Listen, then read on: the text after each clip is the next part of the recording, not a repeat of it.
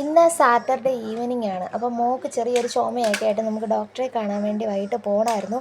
ഭയങ്കര ബ്ലോക്കായിരുന്നു കാഞ്ഞിരപ്പള്ളിയിൽ. എന്തൊരു തിരക്കായിരുന്നു. കുറേ ടൈം നമ്മൾ ഇങ്ങനെ ബ്ലോക്കിലൊക്കെ പെട്ടാണ് അവിടെ ചെന്നത്. സമയത്ത് ചെല്ലാൻ പറ്റുമെന്ന് പോലും വിചാരിച്ചില്ല, അതുപോലെ തിരക്കായിരുന്നു.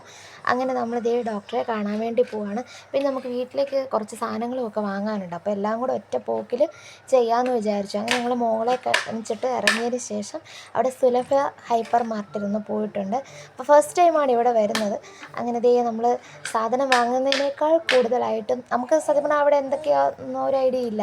അപ്പോൾ ആദ്യം അതിലേക്ക് ഒന്ന് കയറി ഇറങ്ങി നടന്ന് നോക്കുകയാണ്. അതിൽ നമുക്ക് അത്യാവശ്യം വേണ്ട സംഭവങ്ങളൊക്കെ കുറച്ചൊക്കെ എടുത്തിട്ടൊക്കെ ഉണ്ട്.